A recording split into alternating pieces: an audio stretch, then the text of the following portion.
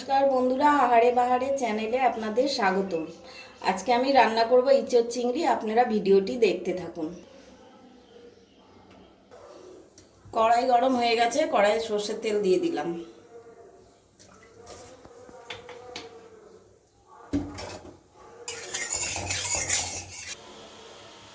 তেল গরম হয়ে গেছে, এটা চিংড়ি মাছগুলোকে ভেজে নেব।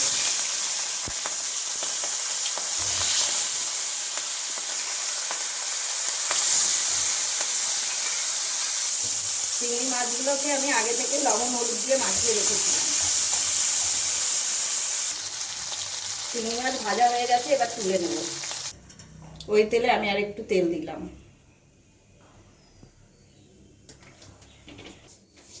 আলুগুলো আমি ভেজে নেব। আলুগুলো লবণ হলুদ মাখিয়ে রেখেছিলাম।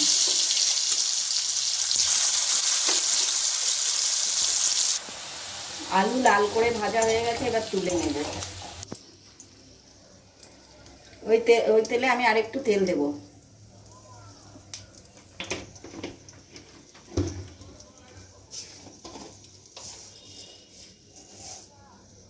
জিরে দিয়ে দিলাম তেলে,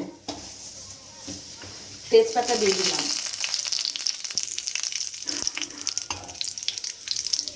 পেঁয়াজ কুচি দিয়ে দিলাম। এবার পেঁয়াজটাকে লাল করে ভেজে নেব।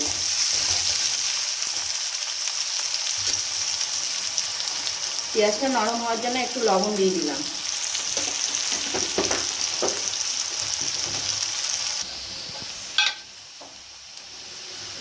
অল্প একটু চিনি দিয়ে দিলাম। টমেটো দিয়ে দিলাম। যাদের চিনি ভালো না লাগে তারা স্কিপ করে যাবেন। এখানে আমি আদা জিরে রসুন আর পাকা লঙ্কা বেটে রেখেছিলাম, দিয়ে দিলাম।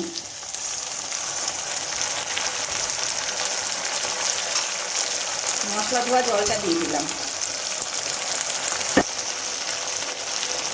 হলুদ দিয়ে দিলাম পরিমাণ মতো।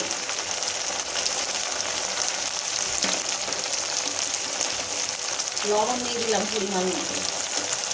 এবার আমি কষবো যতক্ষণ মশলা থেকে কাঁচা গন্ধ বেরিয়ে না আসে। মশলা কষানো হয়ে গেছে, মশলা দিয়ে তেল বেরিয়ে এসছে, খুব সুন্দর একটা কালার হয়েছে। এবার আমি এঁচড়টাকে সেদ্ধ করে রেখেছিলাম দিয়ে দিলাম। এঁচড় আলু একসঙ্গে দিয়ে দিলাম।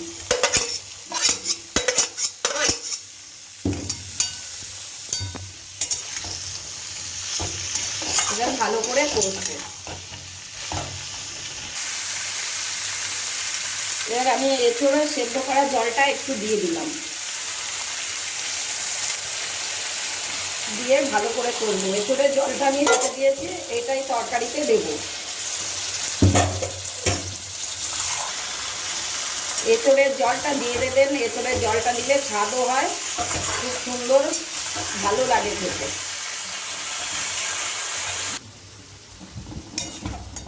আপনারা তো দেখলেন চিংড়ি মাছটা ভেজে রেখেছিলাম, এবার দিয়ে দিলাম। এবার কিছুক্ষণ কষাবো, কষিয়ে গরম জল দিয়ে দেবো। এঁচড় সেদ্ধ করা জলটা দিয়ে দিলাম।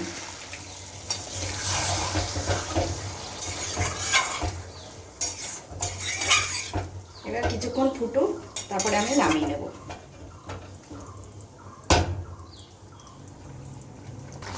এঁচড় রান্না আমার কমপ্লিট। এবার আমি অন্য পাত্রে ঢেলে নেব। রান্নাটি ভালো লাগলে চ্যানেলটিকে সাপোর্ট করবেন।